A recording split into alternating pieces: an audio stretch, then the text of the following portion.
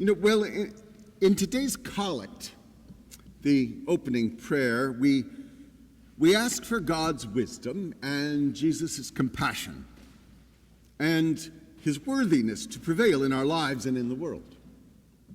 Because left to our own devices and subject to our own blindness and brokenness, we are apt to fail.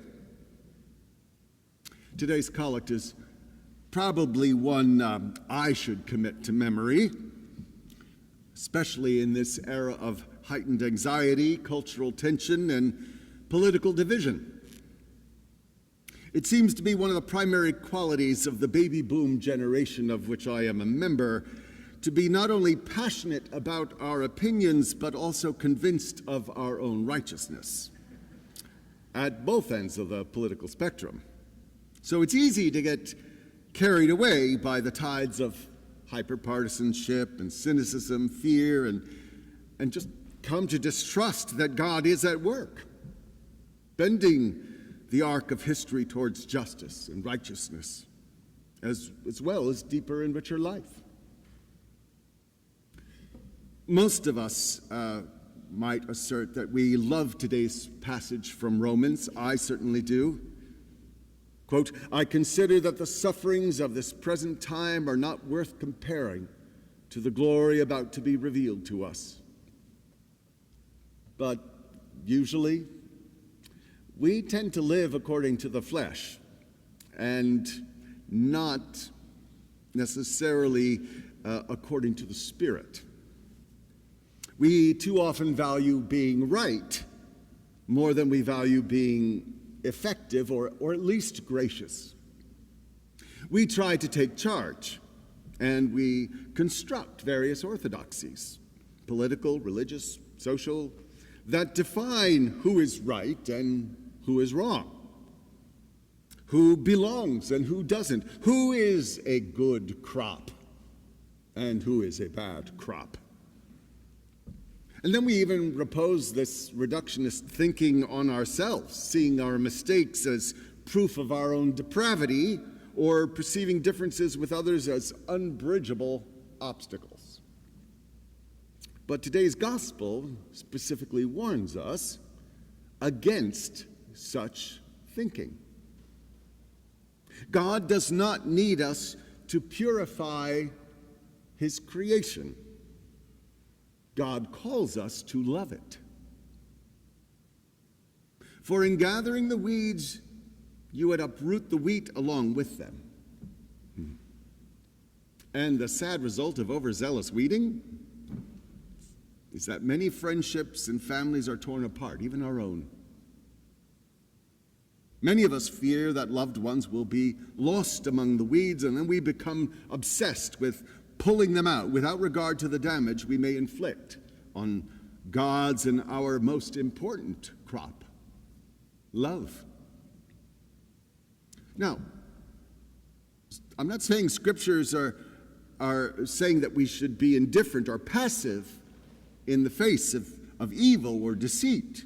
Jesus certainly wasn't. But the opposite of love is neither anger nor conflict. Love's opposite is indifference. We oppose evil because we love God's creation. But our cultural and political cynicism is nevertheless understandable. Our outrage buttons have become particularly easy to push, which makes clear communication a challenge. And human institutions, including the church and this magnificent experiment called American democracy, have disappointed us. And seeds of despair have been sown over and over again. But as Jesus' followers, we are assured through resilience illustrated in our resurrection narratives that God does not expect us to make things perfect. After all, Jesus' crucifixion appeared to the world to be a failure. No, God calls us to love as wildly and unconditionally as Christ does from the cross. When he says, "Forgive them, Lord, they do not know what they do." It's sad to see how our divisions have fostered a lack of kindness and hope in the world today. I mean, we can watch countless videos of outrageous and cruel behavior. And we can no longer disagree without assuming that the other side is willfully ignorant or intellectually dishonest or impure or just plain evil. And our moral certitude, in that moral certitude, we justify all kinds of bad behavior, manipulation, lies, all manners of crude and boorish and even violent and illegal behavior. Even snappy social media posts and internet memes have become default modes of communication. And the more cutting and damning they are, the more they get forwarded. Even by me. Again, God does not need us to purify his creation. We are called to love his creation. But just because we trust that God's will triumphs in the long run doesn't mean we're indifferent to suffering and injustice in the here and now. Righteous anger has its time and its place, and Jesus doesn't shy away from that when it's necessary. But much of ours is not necessary. Prior to this parable, Jesus had raked the Pharisees and scribes over the coals, calling them an evil and adulterous generation. And he had just dished the crowds, calling them saying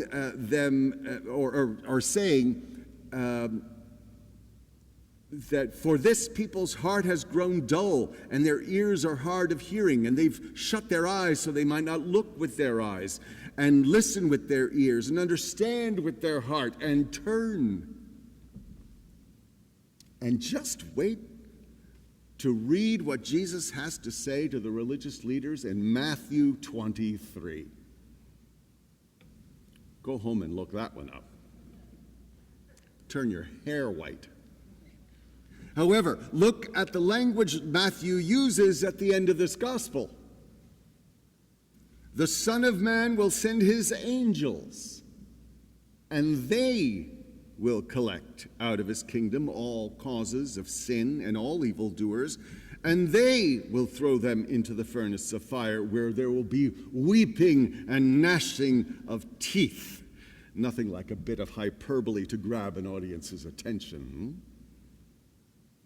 And we all have a list of people we'd love to see weeping and gnashing their teeth.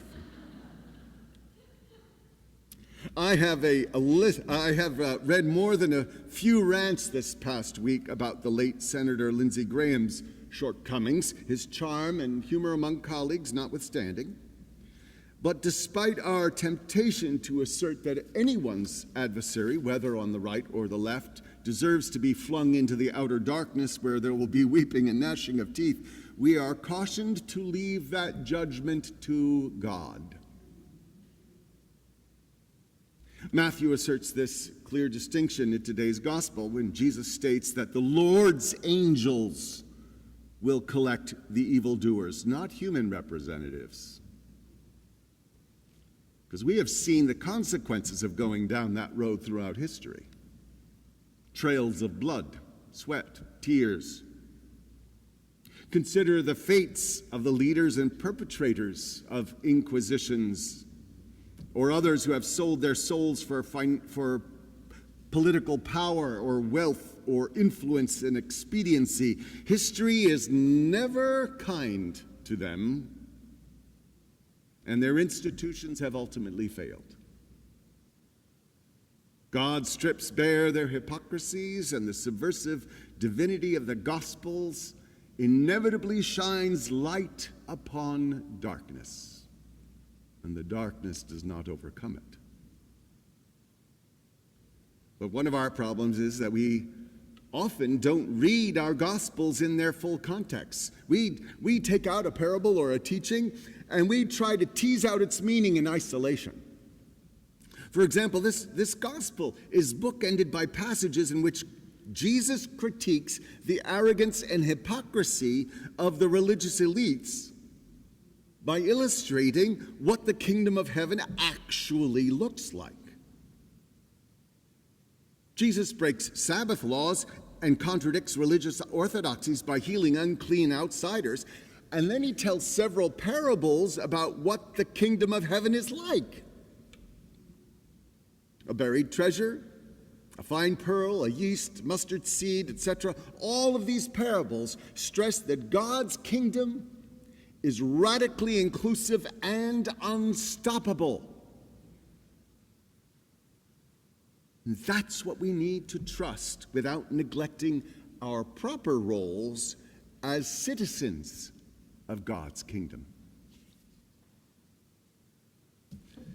Our pursuit of the good news must always include the commitment to root our efforts in love and compassion and ultimately forgiveness when sought, and not arrogance and vengeance. And that's a tall order, even for me. I confess it. Being a lover of the German language, I have a particular fondness for the word Schadenfreude.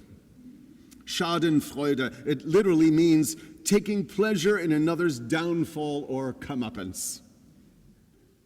It's not very pretty of me, I know.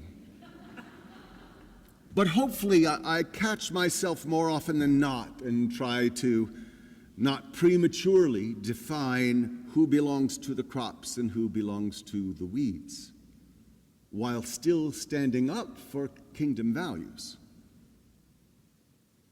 In this parable, Jesus warns his audience not to be too quick to define and destroy the perceived weeds in their midst, for in doing so, we often do great harm to the innocent and destroy that which may be life-giving.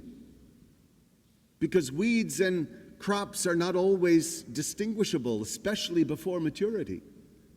And this was definitely the case in this parable, as Jesus told it. You see, the word translated weeds referred to a specific poisonous plant that was among almost indistinguishable from wheat. And an overzealous or perhaps arrogant person who might be overly sure of his botanical judgment could easily destroy the valuable wheat crop in the process of weeding out what he perceived to be the results of demon seeds. But Jesus says, hey, buddy, it's not your job. Leave that to the experts. Now, Christ never tells us to ignore evil. He tells us to resist evil without imagining that we are always competent enough to sort out the wheat from the weeds. In other words, a bit of humility. God's agents sort that all out in the end, because we are as likely to uproot more wheat than weeds. And by implementing violence to prevent the threat of a perceived enemy, we humans often engage in exactly the sort of evil that destroys innocence and perpetuates the evil of violence. Do we even need to open the morning paper? So be vigilant. Speak truth. Root yourself in kingdom values. For in destroying our perceived enemies, we may be perpetuating the very evil we seek to eradicate. Because evil results from our commitment to an alternative truth at the expense of God's truth, whose call is for us to be vehicles of light, life, and love. And this is serious business. Evil is real. Jesus never pretends otherwise, but neither does he give us permission to become weeds in our effort to pull out weeds. The kingdom grows because God is patient. And we're called to be patient too. God has been patient with us. So let us be patient with one another. Let us speak the truth, and let us oppose injustice, but let us refuse hatred. Let us leave judgment in God's hands and make Christ make us a people in whom the fruitful harvest has already begun. Amen.